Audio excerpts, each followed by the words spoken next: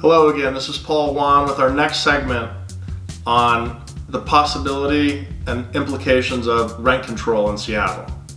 So, what has changed for those of us that own apartment buildings in the city of Seattle? These are my observations, and I encourage you all to confirm or deny them to your own satisfaction. I do believe that everything that I'll discuss is true and correct as of today in the city of Seattle. Bear in mind, we're talking about the city of Seattle, not the entire Seattle metro area, but that area that's incorporated Seattle and governed by, impacted by, or controlled by the Seattle City Council. Here are some of the most impactful situations that I've noticed, and this is not necessarily in chronological order. These are just things that I've noticed as I've gone through the process of owning apartment buildings in Seattle. The first thing is that a month-to-month lease is no longer what it used to be. Now, in the city of Seattle, a tenant can give 20 days notice to vacate with no reason because they're on a month-to-month lease. Historically, and in most places, that goes both ways. In other words, a landlord can give 20 days notice to terminate, or a tenant can give 20 days notice to terminate. Now in the city of Seattle, only the tenant can give 20 days notice to terminate, and a landlord cannot terminate without providing just cause. And the list of what includes just cause is becoming shorter every day. Some examples that really impact us as landlords include wanting to make changes to your building. Let's say, for example, you want to do some minor modifications or do something that includes changes that you simply can't do with the tenant in the building or in the unit itself, practically.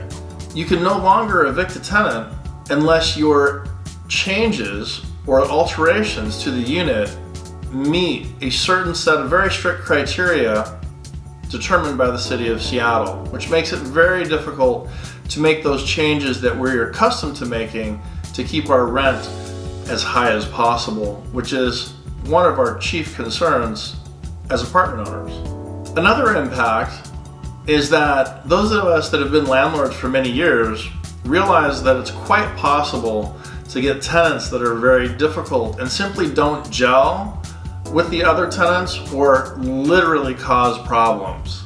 We've all had scenarios where tenants don't get along with other tenants, are breaking the law, causing the police to be called, doing things that create enough havoc that our other tenants that are much easier to manage move away and we get left with the problem tenant. In the city of Seattle, in a month-to-month lease, you simply cannot get rid of that person with notice without having to go through significant legal considerations. The purpose of month-to-month leases, or rental agreements rather, is that it gives landlords and tenants the ability to have flexibility to make changes when necessary. In the city of Seattle, tenants have that still, and landlords simply do not. And that's a major change that impacts ownership of apartment buildings in the city of Seattle. Another thing that I've noticed is that many of us as landlords pride ourselves in the ability to put together groups of tenants that get along well, that make managing a property more feasible, less time consuming, and bottom line, more profitable. In the city of Seattle now, we have lost the ability to do that because we simply have had mandated to us that we must accept the first qualified tenant that submits an application. That takes away a lot of our ability to maximize the value of our buildings as landlords. One of the things that is going on now in the city of Seattle that concerns me most is that it is now no longer acceptable to even ask if a person has a criminal record. Not only can we not do background checks, we can't even ask if a person has a criminal record other than to check existing adult sex offender databases.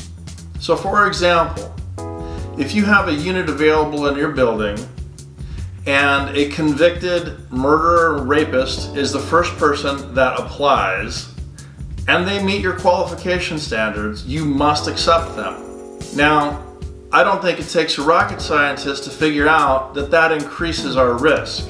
The fact of the matter is that in another state that has already adopted a similar policy, there's a case pending right now where a convicted murderer was accepted because he had to be, and within 2 months killed the woman that lived above him. I'll let you guess who's getting sued.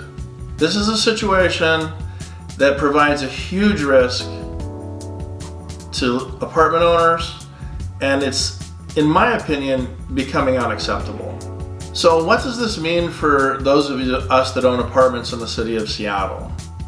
The reality of the situation is it's different for all of us. What I'm encouraging right now is no specific course of action, but that we sit down and simply talk about the realities of what's changing, the possibilities of what's likely to occur, and what the best course of action for you is to protect yourselves, your family, and your wealth.